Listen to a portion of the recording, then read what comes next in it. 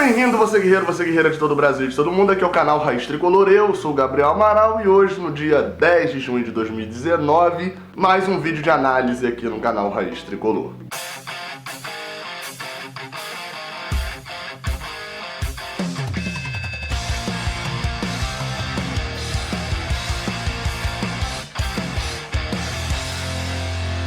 E bem, vou deixar aqui no início o meu pedido...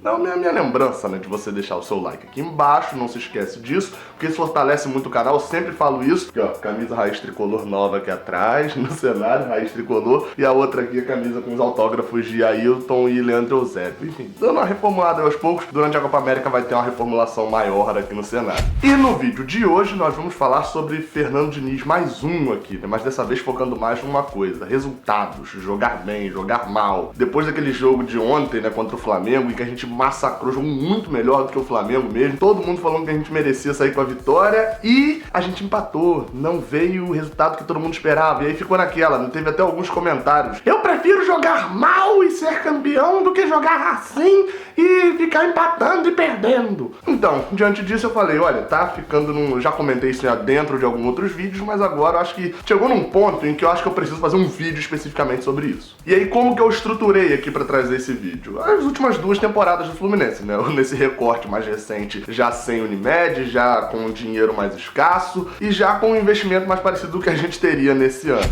E aí a gente volta pra 2017, temporada 2017, no início do ano, né? Lembrando que em 2016 a gente até fez um Brasileirão ok, terminou ali meio blasé e tal, mas enfim, conseguimos a vaga pra Sul-Americana, o torcedor tava ali mais animado. Lembrando que em 2016 também a gente comprou 2 jogadores do vice-campeão da Libertadores, ou seja, chegavam Orejuela e Sornosa, jogadores que a gente, né, ficava muito animado com o que poderia render naquela temporada. E dentro do início do ano, né, propriamente ali os primeiros jogos, uma temporada que prometia muito. O Abel jogando pra frente, 4-3-3 com o Wellington, Richarlison e Henrique Dourado no melhor ano dele, jogando ali na frente. Tinha Gustavo Scarpa também. Lá atrás, salários caríssimos, né, pra Cavalieri e Henrique, e algumas outras posições que deixavam a desejar, como as laterais, mas tinha ali na cabeça de área o jovem Wendel subindo pro profissional, já jogava muito. Orejuela chegava como promessa, né, junto com Sornosa, e isso foi refletido no início da temporada do Fluminense. Apesar de ter ali aquele futebol pra frente envolvente, o Fluminense era bem inconstante, porém os resultados vieram ali, né? Dos 14 primeiros jogos da temporada, os jogos oficiais, tirando o Florida Cup,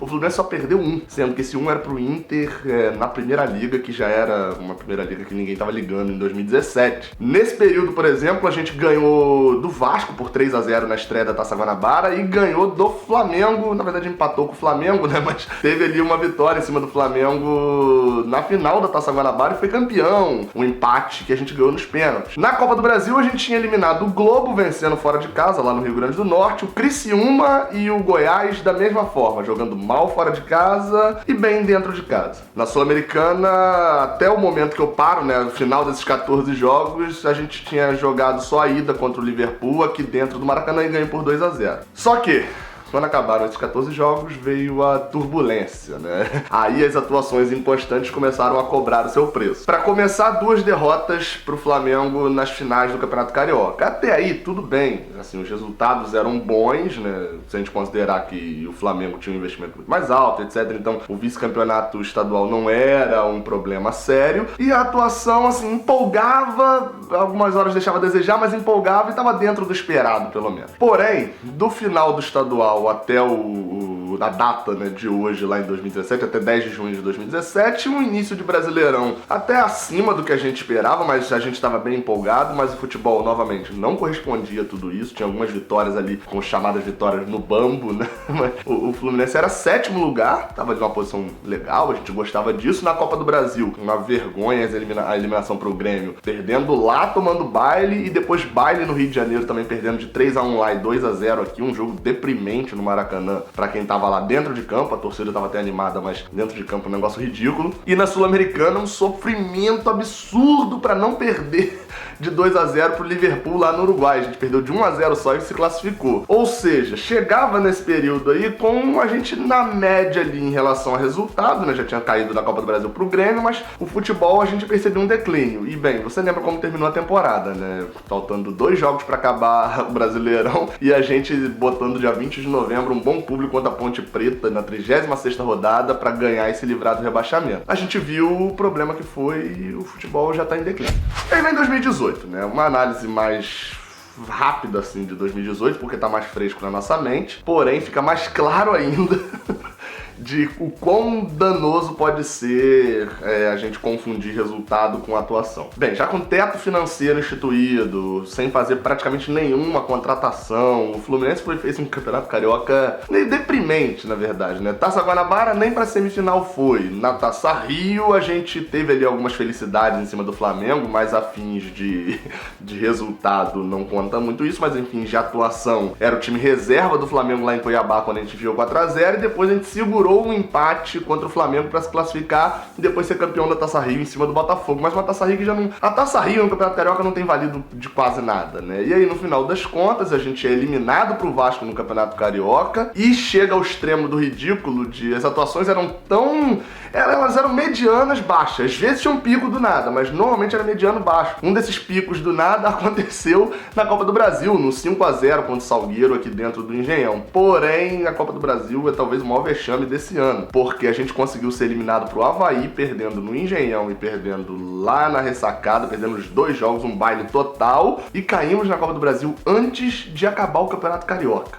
Foi muito cedo. No Brasileirão, o início de resultados bons, né? A gente começa perdendo pro Corinthians, mas ali chega até a brigar pela liderança no jogo ali contra a Chapecoense. Porém, as atuações não eram muito boas, elas empolgavam muito mais pelo resultado do que pelo jogo que a gente praticou. Só para dar um exemplo, os triunfos contra Vitória, Chapecoense e Cruzeiro foram jogos assim que, se botar para jogar de novo com o mesmo roteiro, a gente não vence. Atuações retrancadas e jogando por uma bola. Só que uma hora essa uma bola ia parar de entrar, ou até mesmo ela ia entrar já no momento que a gente estivesse perdendo, ou que o nosso time não era muito sólido, né? Então aí o que aconteceu? Depois da vitória lá contra a Chapecoense no Maracanã, a festa, mesmo jogando mal a gente conseguiu vencer, uma espiral negativa, e a gente chega ao ponto igual ao desse ano, né? Que é o pré-Copa do Mundo, ano passado, com uma sequência de 5 jogos sem vitória e de 4 jogos perdendo seguido, 4 derrotas seguidas. E isso eu tô falando de resultados, né? É óbvio que um time pode passar 5 jogos sem vitória, 4 derrotas seguidas. Enfim, para um time do nosso investimento isso não é totalmente incomum. Só que aí quando a gente pega os resultados, a gente se defendeu jogando no 3-6-1. A gente botou 3 zagueiros e 3 volantes para segurar o Grêmio lá no Sul. A gente tomou um baile do Paraná, que era o Lanterna, tomou um baile do Flamengo, que era até um time de maior investimento, mas enfim, tomou um baile desses dois e tomou um baile do Santos dentro do Maracanã também. Perdemos esses 3 jogos por 2-1, 2-0 e 1-0. E fizemos até um jogo de igual para igual com o Atlético Mineiro, mas aí até quando a gente quis jogar de igual para igual, a gente tomou um 5-2. Ou seja, nesse ponto da temporada, no ano passado, a gente não tinha nem resultado, nem futebol. E a temporada terminou daquela forma, né? Eliminado na Sul-Americana, enfim, até escrevi um negócio interessante, ó. O time seguiu,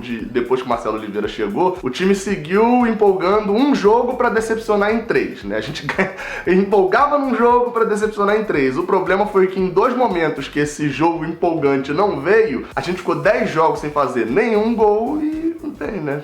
Quase caiu no Campeonato Brasileiro também. E bem, qual que é o cerne da situação aqui agora, chegando até a conclusão do vídeo, né? Parabéns a você que chegou até esse momento. Você que não chegou, você não vai ver essa parte, eu vou ignorar seu comentário ali embaixo. Mas enfim, no início da temporada desse ano, de 2019, a gente não esperava nada. Eu fui rever alguns vídeos do final da temporada de 2018, aquele vídeo que eu falo do elenco, e era um cenário de terra arrasada total. Quando chegam as contratações, a gente tinha desconfianças sobre o trabalho trabalho de Fernando Diniz, que vinha de um péssimo trabalho no Atlético Paranaense. A gente tinha desconfiança sobre os jogadores contratados, vale lembrar o que todo mundo comentava sobre Caio Henrique. Eu vou deixar o vídeo aqui no card, pra você ir lá e ler os comentários sobre quando o Caio Henrique chegou, a contratação dele, e de Matheus Ferraz, e de... eu não vou colocar a Genoura aqui nesse ponto, mas enfim, tá até melhor, porque a gente não esperava nada. Alan também, enfim, todos os jogadores que foram chegando, a gente não esperava nada deles e eles entregaram alguma coisa, entregaram muito no início do ano. E pra mim, o grande problema da galera que tá hoje falando que quer resultado, que não quer saber de jogar bem, é uma empolgação que foi criada pelas atuações no início da temporada. Todo mundo tinha medo do que poderia acontecer com esse time de Fernando Diniz. E aí a gente começa o ano jogando bem pra caramba, goleando Americano, goleando Madureira, vencendo o Flamengo, dominando a partida na semifinal da Taça Guanabara, e todo mundo acha, meu amigo, agora eu venço qualquer um, joga bem e ganha, acabou, pronto.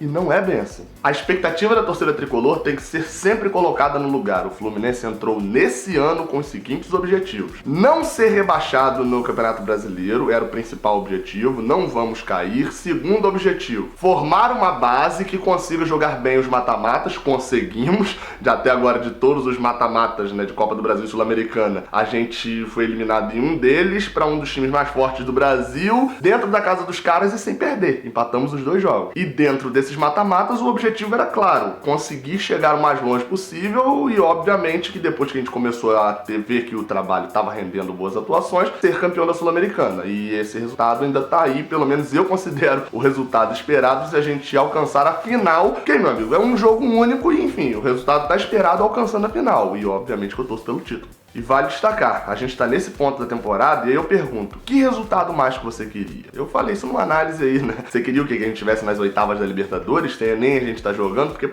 meio que é isso que aparenta ser. Então, assim, coloca a sua expectativa dentro de uma caixinha e se você discorda que a expectativa é essa, talvez o alienado seja você. Porque o Fluminense tem um elenco que paga um dos menores salários dos clubes, dos locais de mais investimento, né? Inclusive investindo até menos do que o Bahia, se você for parar pra fazer a conta certinha, e mesmo assim tem um dos melhores desempenhos dentro do campo, considerando os times do Campeonato Brasileiro. Então, meu amigo, uma hora a vitória vai vir. É muito mais fácil ganhar jogando bem do que ganhar jogando mal. Você que pede, quero que o time jogue mal, saiba que vai repetir 2018. Não adianta tentar ter resultados diferentes fazendo as mesmas coisas. Quem pede pro time jogar mal, eu já dei o histórico aqui no vídeo, né? O que acontece quando a gente joga mal. Dá pra dar meia dúzia de crédito aí pro time jogar bem? Dá o like aqui embaixo, saudações tricolores e até a próxima, valeu. Cara, você já viu que aqui do lado tem 2 vídeos que provavelmente você não viu? Esse daqui de cima é o envio mais recente que eu fiz, e esse daqui é um vídeo especial que o YouTube separou só pra você. Se você não é inscrito, olha aqui embaixo, aperta no botãozinho aí no escuro do Raiz Tricolor, se inscreve e me dá essa moral, beleza? Muito obrigado por ter assistido até o final e continue apoiando o Raiz Tricolor.